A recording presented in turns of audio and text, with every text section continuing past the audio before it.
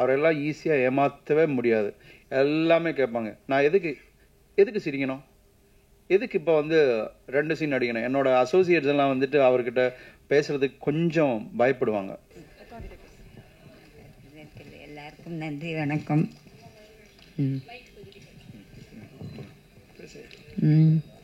அனைவருக்கும் நன்றி, வணக்கம். பாலாஜி பற்றி சொல்லணுன்னா, பாலாஜி சின்ன குழந்தையிலேருந்தே ரொம்ப பக்தி. 3 வயசு குழந்தையிலேருந்தே அவனுக்கு பக்தி. எது கொடுத்தாலும் வந்து சாமிக்கு தான் வாங்குவான். பழம், பூ. இது ஸ்கூலுக்கு போயிட்டு வரும்போது அதையே தான் வாங்கிட்டு வருவான். வரும்போது பை வாக்கிங்கில் வந்துடுவான், பஸ்ஸில் வரமாட்டான். ஏதுறான்னா நான் வாங்கிட்டு வந்தேன் அப்படின்னு சொல்லுவான். அப்படி தான் எல்லாமே அவனுக்கு பழக்கம். காலேஜ் போன பிறகும் அதே ஹேபிட் அவனுக்கு விடாத இருந்தது. இப்போவும் அதே தான். நடித்த பிறகும் அவனுக்கு அவனுடைய இதெல்லாம் வந்து கோயிலுக்காக தான் செலவு பண்ணி ரொம்ப அழகாக கட்டியிருக்கான். நீங்கள் எல்லாரும் வரணும். அவன் நடித்த படம் நீங்கள் எல்லாரும் பார்த்து அவனை ஆசீர்வதிக்கணும். கண்டிப்பாக பாருங்கள். என்ன சொல்கிறதுன்னு தெரியல. தாயே பரமேஸ்வரி, வேறு என்ன சொல்கிறது? ஆமாம் சார், நடிக்கணும்னு ஆசைப்படுறதுக்கு முன்னாடி உங்ககிட்ட ஏதாவது கேட்டிருக்கா? நான் நடிக்க போகிறது உங்களுக்கு விருப்பம் இல்லை. டிகிரி வைஷ்ணவ காலேஜில் டிகிரி முடிச்சதை வந்து ஃபிலிம் இன்ஸ்டியூட்டில் சேர்ந்தான். மெரிட்டில் அது 10 மெம்பர்ஸ்க்கு தான் 1 இயருக்கு நான் சீட்டுங்களாம். அதில் மெரிட்டில் ஃபஸ்ட்டு வந்து அந்த சீட் கிடச்சி அது படிச்சுட்டு இருக்கும்போது தான் அவனுக்கு இந்த ஆசையே வந்தது. கௌதம் மேனன் டைரக்டர் அவங்கெல்லாம் ஒன்றா படித்தவங்க. அதுக்கப்புறம் தான் அவனுக்கு இந்த ஐடியா வந்தது. அப்புறம் எல்லோரும் டிஸ்கஸ் பண்ணி சரி இதுன்றதுனால வீடு சின்னதாக இருந்ததுனால வீட்டில் தங்கி இருக்கிறதுக்கு இல்லாத தனியாக இருந்து அவன் ப்ரோக்ராம் பண்ணுறதுக்கு ஆரம்பிச்சது. முதல்ல அவங்க அப்பாலாம் வேண்டாம் வேண்டாம் அப்படின்னு தான் சொன்னார். அப்புறம் இது அடி பார்ப்பேன், இது அடி பார்ப்பேன்ட்டு வேட்டையாடு விளையாடு பார்த்த பிறகு அவருக்கு கொஞ்சம் சந்தோஷம் வந்தது. நீங்கள் ஸ்ட்ரிக்டான அம்மாவா? நீங்கள் ஸ்ட்ரிக்டான அம்மாவா இருந்திருக்கீங்களா? இல்லைப்பா. இல்லையா? இல்லைம்மா. குழந்தைங்க இஷ்டம்தான். அவரோட இஷ்டம் தான் எல்லாமே. ஆமாம். சூப்பர்மா. கண்டிப்பாக எல்லாரோட பிளெஸிங்ஸ் எப்பவுமே அவருக்கு இருக்கும். நிச்சயமா இந்த படம் சூப்பர் டூப்பர் ஹிட் ஆகிடும். ஓகேங்களா? தேங்க்யூமா. ரொம்ப ரொம்ப நன்றி. நாங்கள் தான் நன்றி சொல்லணும். ஏன்னா இன்னைக்கு அதுவும் ஃபர்ஸ்ட் இயர் ஆனிவர்சரி அப்படின்னா நம்மளுக்கு வீட்டில் எவ்வளோ வேலைகள் இருக்கும், எவ்வளோ பூஜைகள் இருக்கும். பட் நம்ம கேட்ட ஒரு வார்த்தைக்காக இன்னைக்கு நீங்கள் வந்தது, I think we all of us feel truly blessing about it. ரொம்ப ரொம்ப நன்றிகள்மா. Thank you so much. எனக்கு 85 வயசு ஆகுதுங்க. என் முன்னாடி என் குழந்தை இந்த மாதிரி ஆனது எனக்கு ஒரு பெரிய வருத்தம். அதுதான் எனக்கு தவிர்க்க முடியாத வருத்தமாக இருந்தது. கண்டிப்பாமா. அவர் எப்பவுமே உங்க கூட தான் இருக்காரு. ஸோ இந்த படம் மூலியமாகவும் சரி, இனி வரும் நாட்கள் அவரோட படங்கள் இன்னைக்கும் வர யங்ஸ்டர்ஸ் நிறைய பேர் அவரை வந்து ரோல் மாடலா எடுத்து இந்த மாதிரி வில்லனா நடிக்கணும் அப்படின்றத எவ்வளோ பேர் கொண்டு வந்திருக்காங்க. அதை அவர் நமக்காக விட்டுட்டு போயிருக்காரு. அது ரொம்ப அழகாக ஒரு அம்மாவா நீங்க இத்தனை வருடமா அவரை அந்த வளர்ப்பு தான் எல்லாத்துக்குமே ஒரு சக்சஸ் அப்படின்னு சொல்லுவோம். ஸோ ரொம்ப ரொம்ப நன்றிமா. Thank you so much. கடைசி கால 5 நாளைக்கு முன்ன என்னுடைய ப்ராப்பர்ட்டி எல்லாம் வந்து எனக்கு சின்ன மகன் இருக்கான், அவனுடைய பையன் இருக்கான், ராகவேந்திராவுக்கு தாமா எல்லாம். இன்னும் இது பேசுறானே அப்படின்னு சும்மா அவனே அப்சர்வ் பண்ணிட்டு இருந்தேன். வேற ஒண்ணுமே நினைக்க தோண்ட. எந்தெல்லாம் அவனுக்கு தாமா, எந்தெல்லாம் அவனுக்கு தாமா அப்படின்னோம். வெற்றிமாறன் டைரக்டர் சொன்னார், என்னடா இந்த பர்த்டே வந்து உனக்கு கிராண்டா செலிப்ரேட் பண்ணலான் இருக்கிறோம், என்ன சொல்றேன், நான் இருக்க மாட்டேனே அப்படின்னு நானா அவர் சொன்னார். அதை அவன் இதுக்கு வந்தப்போ எஸ், அவர் சொன்ன மாதிரி ஒரு விஷயம்தான். அவர் அப்போ வீட்டில் மட்டும் செய்யலை, அவர் இறந்த பிறகுதான் நிறைய இவ்வளோ பேருக்கு அவர் பண்ணியிருக்காரா. பக்கத்தில் போயிட்டு அந்த பைட்ஸாக இன்டர்வியூஸ் எடுக்கும்போது தான் தெரிஞ்சுது இவ்வளோ ஸ்டூடெண்ட்ஸை படிக்க வச்சிருக்காரா அப்படின்றது. வந்து நிறைய பேருக்கு படிப்புன்றது ஒரு மிகப்பெரிய விஷயம். அது ரொம்ப அழகாக உங்கள் பையன் இன்னைய வரைக்கும் கொடுத்துட்டு இருக்காருல்ல, அதுதான் எல்லாரோட பிளெஸிங்ஸோ. சரிங்களா? நீங்க கண்டனம் பண்ணப்போ கூட அவருடைய இஷ்டம்தான். அந்த இது இன்னைக்கு நடத்தலான் இருந்தோம். டைம் எங்களுக்கு செட் ஆகலன்றதுனால நெக்ஸ்ட் வீக் பண்ணலான்னு வச்சுட்டு இருக்கிறோம். சூப்பர்மா. ஸோ தொடர்ந்து இந்த மாதிரி விஷயங்கள் நிறைய நீங்கள் செஞ்சுட்டே இருக்கணும். நன்றி, ரொம்ப நன்றி. ஒன் மோர் டைம் உங்களுக்கு மிகப்பெரிய நன்றிகள். இந்த விழாவிற்கு நீங்கள் வந்து தான் இன்னைக்கு இந்த விழா முழுமையாக இருக்கு அப்படின்னு சொல்லி RPM காஸ்ட் அண்ட் க்ரூ சார்பாக உங்களுக்கு மிகப்பெரிய நன்றிகள்மா. தேங்க்யூ. அனைவருக்கும் மாலை வணக்கம். இந்த இனிமையான தருணத்தில் என்னை சிறப்பு விருந்தினர் அழைத்ததற்கு சகோதரி கல்பனா அவர்களுக்கு மிக்க நன்றி மற்றும் இங்கே வந்திருக்க பத்திரிகையாளர்கள் அனைவருக்கும் நன்றி. திரைப்படத்துறையில் வந்து என்னுடைய பயணம் வந்து சமீப காலமாக தான் ஆரம்பிச்சது. நான் பேசிக்கலி சாஃப்ட்வேர் இன்ஜினியர். ஒரு 30 வருஷமாக ஒரு 5 கண்ட்ரியில் ஒர்க் பண்ணிட்டு அப்புறம் then serial entrepreneur, agriculture, food product and then infrastructure and then அரசாங்கத்துடைய பயணம். அப்படி பல பயணத்தில் வரும்போது நிறைய நாடுகளுக்கு போகும்போது எல்லாரும் குழந்தைங்கள இருக்கும்போது நிறைய சினிமா பார்த்தது. காலேஜில் படிக்கும்போது சொல்லவே தேவையில்லை. நீங்கள் திருச்சியில் படிக்கும்போது பார்த்தோன்னா வாரம் வாரம் 2 சினிமா பார்ப்போம். அதுக்கப்புறம் வேலை நிமித்தமாக வெளிநாடுக்கு போகும்போது அந்த தொடர்பு வந்து ஆல்மோஸ்ட் கட் ஆகிடுது.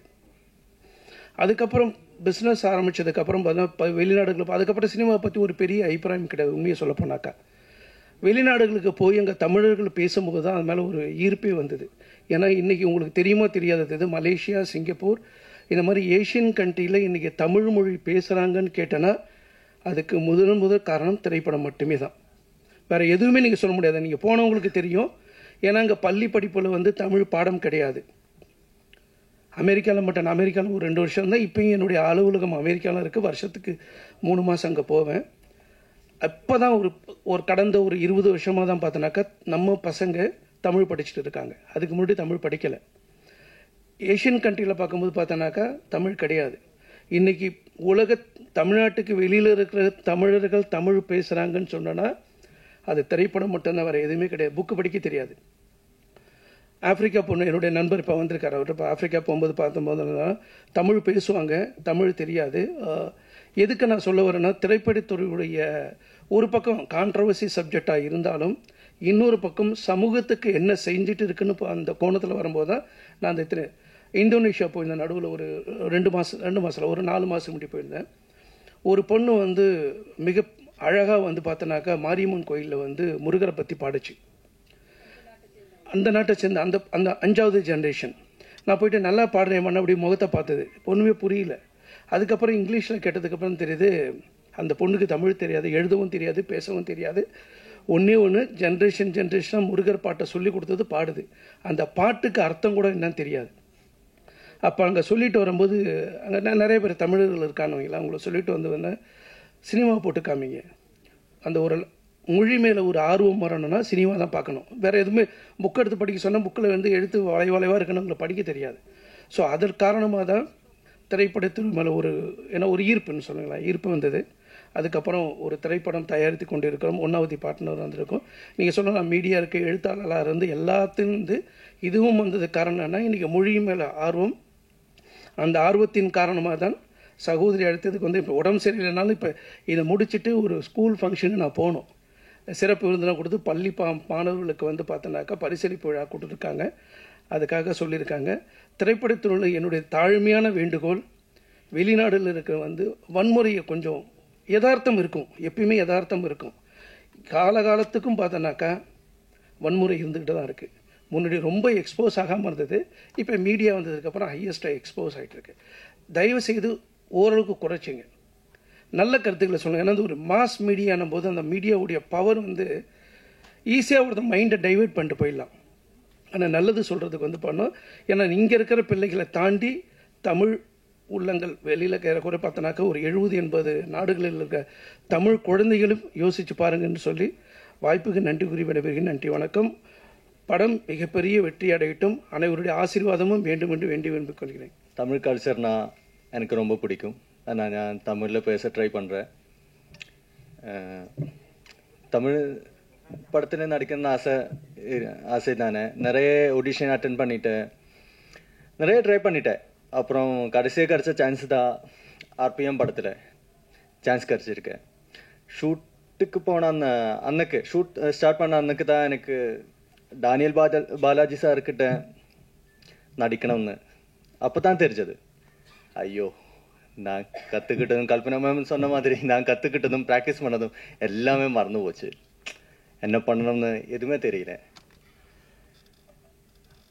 என்ன கிடைச்ச வாய்ப்பு தானே, நம்ம யூஸ் பண்ணலைன்னா என்ன ஆகிடும், அதுவும் பயம் இருக்கு.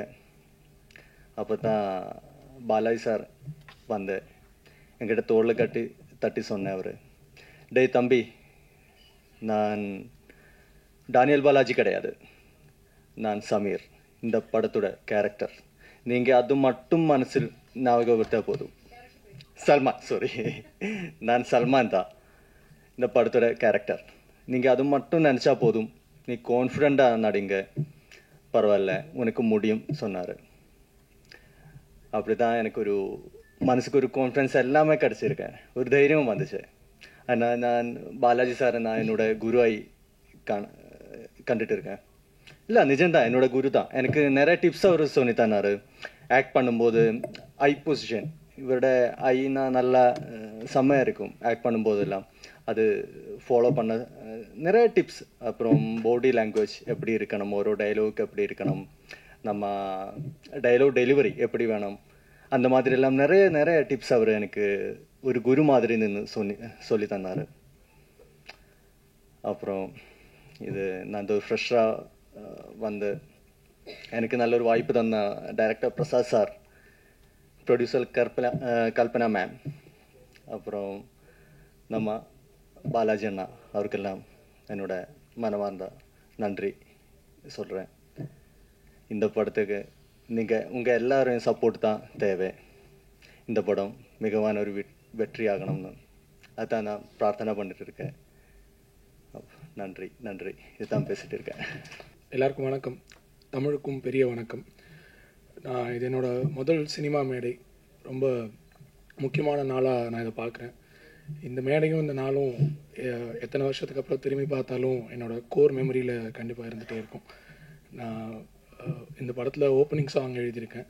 அதுக்கு வாய்ப்பு தந்த பிரசாத் சாருக்கும் கல்பனா மேமுக்கும் ஒரு பெரிய பெரிய பெரிய பெரிய நன்றி. சார் இந்த வாய்ப்பு எனக்கு கொடுத்ததுக்கு அப்புறமா இருக்கிற ப்ராசஸ் எல்லாத்தையுமே எனக்கு மெமரபுளாக ஆக்கிக்கிட்டே இருக்கணுன்றதுல ரொம்ப பர்டிகுலராக இருந்துகிட்டே இருந்தார். ஒரு இதையுமே இது என்னோடய முதல் வாய்ப்புன்றதுனால இது எனக்கு மைல் ஸ்டோனாக மாற்றிட்டே இருக்கணுன்றதுல சார் பர்டிகுலராக இருந்துகிட்டே இருந்தார். சார் நிறைய சர்ப்ரைசஸ் கொடுத்தாரு. இந்த ப்ராசஸ் எனக்கு எப்பயுமே மைண்டில் வச்சுக்கிட்டே இருக்கிறதுக்கு திரும்ப திரும்ப அதை ரெஃப்ரெஷ் பண்ணிக்கிட்டே இருந்தார். அதுக்கும் ஒரு பெரிய நன்றி சார். உங்கள் எல்லாருக்கும் நன்றி. இந்த படம் கண்டிப்பாக பெரிய வெற்றி அடையணும் அப்படின்றது எல்லாரோட ஆசையாகவும் இருக்குது. உங்கள் எல்லாரோட சப்போர்ட்டில் அது நடக்கும் நம்புகிறேன். ரொம்ப நன்றி. எல்லாருக்கும் வணக்கம். ஃபர்ஸ்டே சொல்லிக்கிறேன், எனக்கு இந்த மாதிரி ஸ்டேஜ் ரொம்ப புதுசு. ஃபர்ஸ்ட் ஆஃப் ஆல் இந்த வாய்ப்பு கொடுக்க பிரசாத் பிரபாகர் சாருக்கு நன்றி. இந்த ஹார்ட் பீட்டுக்கு முன்னாடி நடித்த படம் இது. ஸோ நான் ஃபர்ஸ்ட் டே அங்கே ஷூட்டுக்கு போன எக்ஸ்பீரியன்ஸ் நான் வேணால் கொஞ்சம் ஷேர் பண்ணிக்கிறேன். ஒவ்வொரு ஃபர்ஸ்ட் ஷாட்டே எனக்கு அங்கே போனதுக்கப்புறம் தான் தெரிஞ்சு மோஸ்ட் ஆஃப் த சீன்ஸ் எனக்கு டேனியல் பாலாஜி சார் கூட தான் எனக்கு இருக்குன்னு. ஸோ ஃபர்ஸ்ட் 1-2 சீன்ஸ் எனக்கு சோலோவாக ஷார்ட்ஸ் இருந்துச்சு, நான் பண்ணிட்டேன். அதுக்கப்புறம் அவரோட தான் காம்பினேஷன் சீன்ஸ் அப்படின்னு சொன்னப்போ அவரோட என்ட்ரி அப்படியே வந்தார். வரும்போது கொஞ்சம் நர்வஸ் ஆச்சு. நர்வஸ் ஆகணும்னா அவர் கூப்பிட்டு ஏன் நர்வஸ் ஆகுறீங்க அப்படின்னு கேட்டார். இல்லை சார், எனக்கு முன்னாடி நான் வேட்டையாடு விளையாட உன்னோட படத்தை பார்த்துட்டு ஃபர்ஸ்ட் டைம் ஒரு கேரக்டர் பார்த்து நான் தியேட்டரில் பயந்து இருந்த ஒரு கேரக்டர், அதனால் அது இப்போவும் உங்களை பார்க்கும்போது அந்த ஒரு ஞாபகம் தான் எனக்கு வந்துச்சு அப்படின்னு அவர் சிரிச்சிட்டே சொன்னார். நீங்கள் அதெல்லாம் எதுவுமே யோசிக்காதீங்க, இந்த இடத்துல நீங்கள் ஒரு ஆக்டர், நானும் ஒரு ஆக்டர், அவ்வளோதான்.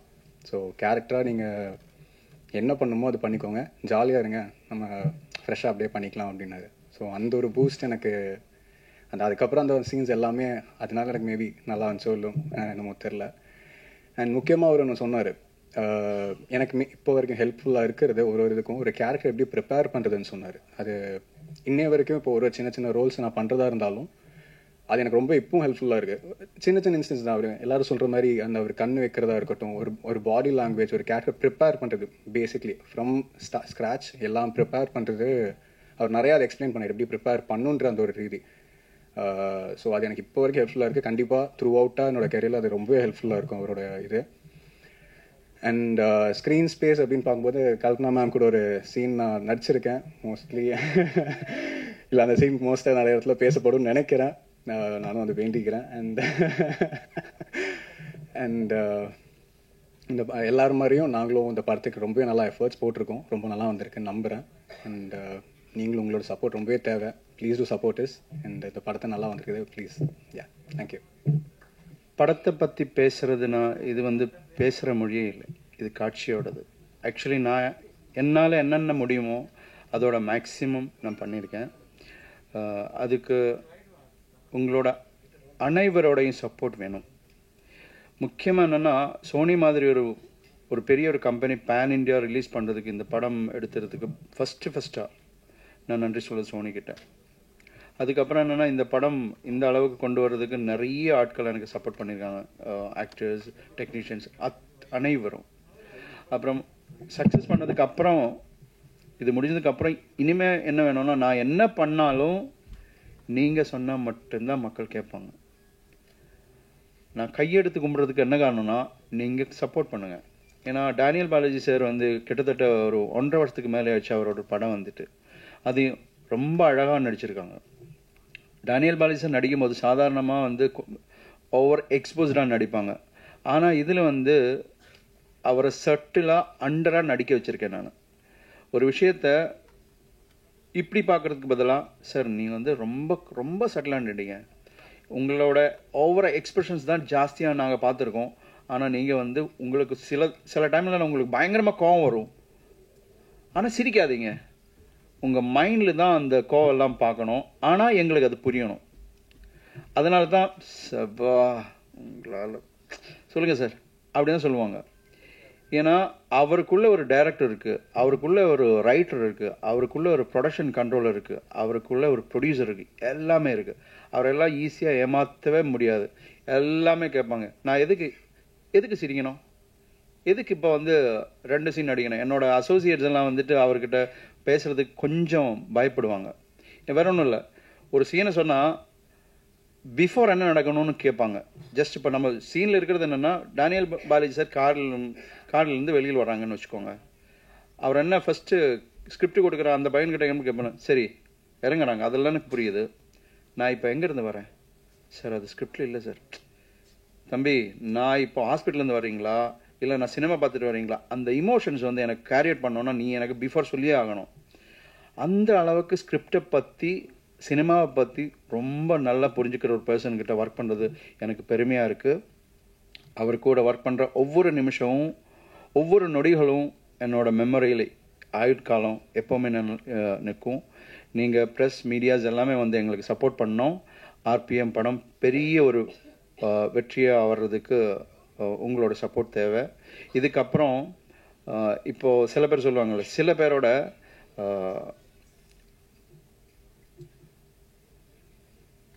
அன்பிரசன்ஸ் தான் நம்ம ப்ரெசன்ஸாக இருக்கும். அவர் இல்லாமல் இருக்கும்போது தான் அவரை பற்றி நம்ம ஜாஸ்தியாக பேசுவீங்க. அந்த மாதிரி ஒரு பர்சன்னா பாலாஜி சார். இங்கே வந்து அம்மா கிட்ட எனக்கு என்ன சொல்ல வேண்டியன்னா, அவர் எங்கிட்ட சொன்ன ஒரு விஷயம் என்ன, சார் சீக்கிரம் முடிங்க சார். என்ன சார் சீக்கிரம் முடிக்க என்ன காரணம், இதுதான் சார் என்னோட கடைசி படம். என்ன சார் நீங்கள் அப்படி சொல்கிறீங்க? அப்படி கேட்கும்போது என்ன சொன்னேன்னா, சார் நான் ஃபுல்லாக ஸ்பிரிச்சுவலாக இறங்க போகிறீங்க சார் அப்படின்னு தான் சொன்னது. எப்படி இருந்தாலும் அவரோட சார் இங்கே தான் இருப்பாங்கன்னு எனக்கு நம்பிக்கை இருக்குது. சார் படம் நல்லா வந்திருக்கு sir, thank you so much sir. நீங்கள் வாழ்த்தின மாதிரியே இந்த படம் நல்லா வருவேன்னு படம் கம்ப்ளீட் ஆகிறதுக்கு முன்னாடியே சொன்ன ஒரே ஒரு பர்சன் நீங்கள் தான். நல்லா வந்திருக்கு, தேங்க்யூ ஸோ மச். மீடியாவுக்கு நன்றி, எல்லாருக்கும் நன்றி. அம்மா உங்களுக்கு மிகப்பெரிய நன்றிம்மா, தேங்க்யூ ஸோ மச்.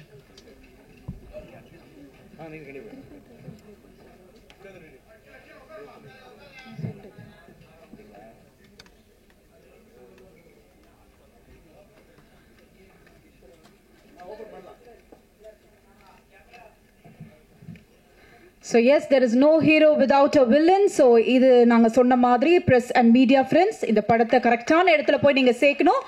So இதோ உங்களுக்காக the banner of RPM.